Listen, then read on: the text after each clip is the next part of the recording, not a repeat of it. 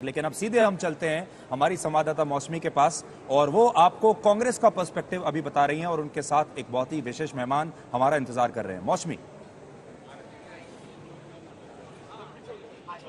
तो सुधीर, यहाँ पे देखिए लगातार रुझान आ रहे हैं और उत्तर प्रदेश से सबसे बड़ी खबर कांग्रेस और इंडिया गठबंधन को मिल रही है। तो यूपी के जो लड़के हैं वो यहाँ पे आपको साथ वो जो नारा दिया था उसी की तर्ज पे यूपी के दो नेता साथ में नजर आ रहे हैं, सलमान खुर्शीद और प्रमोद तिवारी साहब।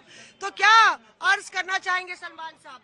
देखिए, प्रमोद जी ने बहुत बातें कह दी हैं। हाँ। अब वो हाथी के पैर में सबका पैर होता है। इनको और मुझे, हमने खाक चाटी है उत्तर प्रदेश की गलियों की और बहुत दिन से इस कोशिश में थे कि हमें कुछ दिखे, थोड़ा सा कहीं विश्वास दिखे, थोड़ी सी कहीं उम्मीद दिखे। आज वो दिन आया है जब हमें वो उम्मीद दिख गई है और अब इस उम्मीद पर हमें और बहुत बहुत सपने पूरे करने हैं। तो आज हमारा काम बढ़ गया है और लोक कल्याण मार्ग तक वो सपने जा रहे हैं। देखिए, लोक कल्याण मार्ग तो पहुंच चुके हैं हम लोग। अच्छा, पहले अभी कहाँ पहुंचे? आंकड़े तो पहुंचे नहीं है। अभी शाम भी तो नहीं हुई, फाइनल टैली भी तो नहीं आई। आप देखिएगा 295 से 310 के बीच में हम जाएंगे। अब हम सलमान भाई, ये पीसीसी प्रेसिडेंट थे, हम सीएलपी लीडर थे, तो 9 सीटों तक पहुंचे थे। कांग्रेस 0 से 9 गई थी। आज वही हालत फिर है। फिर तो मैं साइकिल की सवारी की तो जरूरत पड़ी, पर देखिए, कोई न कोई सवारी की जरूरत तो सबको पड़ रही है। नरेंद्र मोदी जो अपनी ब्रांड लेके चलते हैं, कितनी सवारियां एक साथ कर रहे हैं, 38 सवारियों पे चल रहे हैं। तो गठबंधन का युग है, गठबंधन का जमाना है, समान विचारधारा। मैं एक बात जरूर कहना चाहूंगा, कांग्रेस के लिए सबसे बड़ी राहत की बात यह है कि कांग्रेस का जो बिछड़ा हुआ परंपरागत वोट था, नाम नहीं लेता मैं, वो वापस आया है।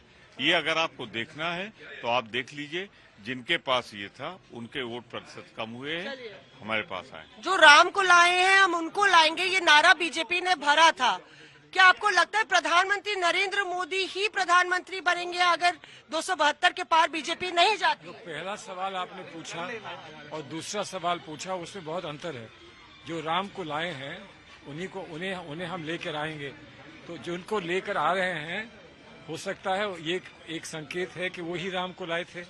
राम एक भावना है, राम एक चिंतन है, राम एक आदर्श है।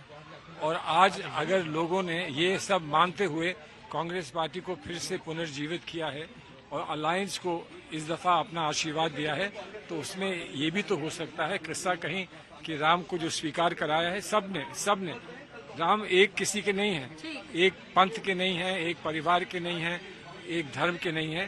भारतवर्ष ने स्वीकार किया है कि वो सबके हैं। मेरा एक आखिरी सवाल, ऐसी परिस्थिति बनती है तो क्या प्रधानमंत्री भी उत्तर प्रदेश से ही आएंगे? भारतवर्ष से आएगा, अगर इंडिया ब्लॉक गठबंधन का आएगा, भारतवर्ष से आएगा, इंडिया गठबंधन का आएगा। अभी इत्तेफाक हो सकता है कि उत्तर प्रदेश का हो या रायबरेली से भी हो सकते हैं। मैं फिर आपसे कह रहा हूँ कि हिंदुस्तान के अंदर रायबरेली है। अभी तो देखिए 295 310 आने दीजिए, उसके बाद इंडिया गठबंधन की बैठक होगी और इंडिया गठबंधन अपना उम्मीदवार तय करेगा। एक बात मैं जरूर साफ साफ कह देना चाहता हूँ, कहाँ है मोदी ब्रांड, कहाँ है 400 प्लस, कहाँ है वो जो बात कर रहे थे ना, जो राम को लाए हम उनको लाएंगे। तो सच्चाई तो यह है, राम के पुजारी आ रहे हैं और राम के व्यापारी बाहर जा रहे हैं। तो यहाँ पे आप देखिए कि राम के पुजारी आ रहे हैं और राम के व्यापारी बाहर जा रहे हैं। इस तरह का नारा कांग्रेस के नेता यहाँ पे सुधीर भरते हुए नजर आ रहे हैं। कांग्रेस दफ्तर में तस्वीर इस तरह की है कि लगातार नेताओं और कार्यकर्ताओं का तांता बढ़ता चला जा रहा है। इंडिया गठबंधन की तरफ से हम देख रहे हैं, लेकिन जश्न ऐसे मन रहा है जैसे सरकार बन गई। हालांकि अभी अगर वाकई 228 के साथ सरकार आगे बननी हो तो उसके लिए जोड़ तोड़ बहुत ज्यादा इस इंडिया गठबंधन से परे करनी होगी। हमारे साथ इस समय गौरव भाटिया जुड़ रहे हैं भारतीय जनता पार्टी से।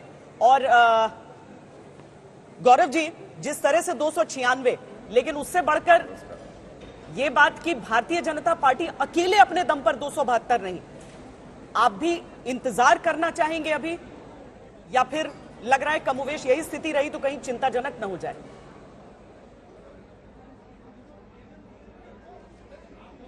देखिए, सबसे पहले तो मैं समझता हूं ये ऐतिहासिक पल है।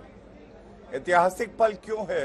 क्योंकि 1962 के बाद कोई ऐसा नेता भारत में आया है जो तीसरी बार अपने दम पर लगातार सरकार बनाता है। ये लोकतंत्र की जीत है, जनता की जीत है। दूसरी बड़ी बात, बिल्कुल मैं इंतजार करना चाहूंगा, क्योंकि नेता वो नहीं जो रुझान के साथ चल दे, नेता वो है जो रुझान को भी पलट दे, जो कि 4 और 5 बजे होगा। श्वेता जी, तीसरी बड़ी बात, ये रुझान भी है, हमारी उम्मीद पे खरे नहीं उतर रहे, लेकिन भारतीय जनता पार्टी कभी भी EVM, election commission of India पे ठीकरा नहीं फोड़ेगी।